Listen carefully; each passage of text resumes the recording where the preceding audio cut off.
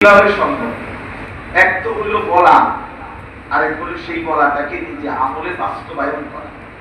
আলহামদুলিল্লাহ, শায়েখ, তাসবিহ, জিকির, তেলাওয়াত, দোয়া, কান্নাকাটি, উম্মতের জন্য ফিকির, মসজিদ মাদ্রাসা গড়ার ফিকির, এইটা বাস্তবে নিজে আমলের মাধ্যমে করে থাকেন, শুধু মুখে বলেন এমন না। এই জন্য একজন সত্যিকার হক্কানি আল্লাহওয়ালা, একজন উত্তম রাহবার আলহামদুলিল্লাহ আমাদের জন্য তিনি অনেক বড় নিয়ামত, অনেক বড় সৌভাগ্য। আল্লাহ তাআলা হযরতের ছায়ায় আমাদেরকে চলা, হযরতের মানসা মোতাবেক দ্বীনি কাজ করার তৌফিক দান করে। আজকেও আমার আসরের নামাজের আগে বলতেছে মাওলানা, এই ঢাকায় কাজপুরে আমাদের যে তাহসিন মাদ্রাসা আছে, আপনারা অনেকেই জানেন, আমাদের মাওলানা কারি আবুল কাসেম ভাই যেখানে দিন রাত মেহনত করতেছেন, বয়স্ক জেনারেলদের কোরআন শিক্ষার একটি মার্কাজ।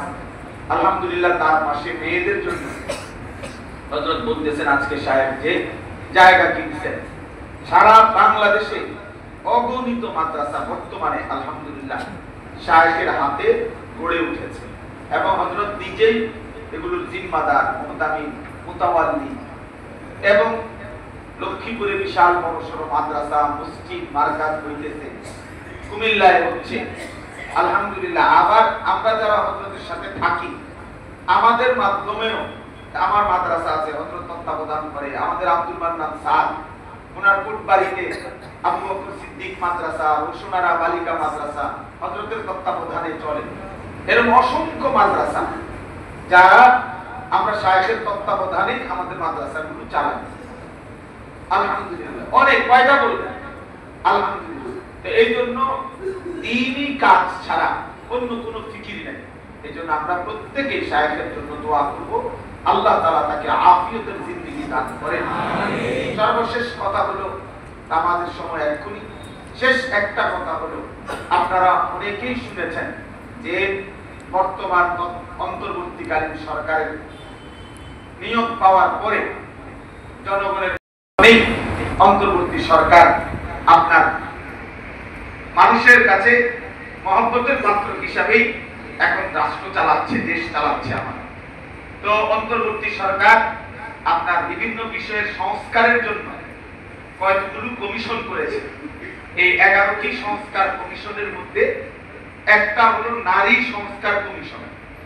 নারী সংস্কার কমিশন আপনার গত 19 এপ্রিল আপনার বর্তমান অন্তর্বর্তী সরকারের সম্মানিত প্রধান উপদেষ্টা জনাব ডক্টর মোহাম্মদ ইউনূস সাহেবের কাছে তাদের প্রতিবেদন পেশ করছে। 433টা সুপারিশ, প্রায় 318 পৃষ্ঠা ব্যাপী একটা প্রতিবেদন জমা দিয়েছে। এই প্রতিবেদনের মধ্যে নারীর অধিকার, নারীদের বিষয়ে সংস্কার নিয়ে অনেকগুলো প্রস্তাবনা তারা পেশ করে।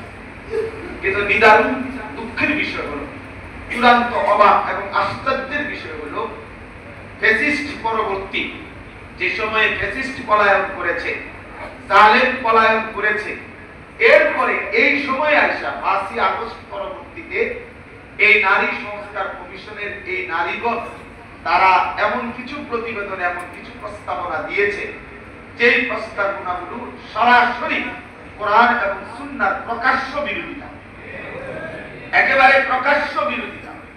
মোটা দাগে 10টা বিষয় এমন আছে যে 10টা বিষয় সরাসরি কোরআন সুন্নাহর বিপরীত, এবং সেই প্রস্তাবগুলো তারা প্রতিবেদন হিসাবে পেশ করেছে।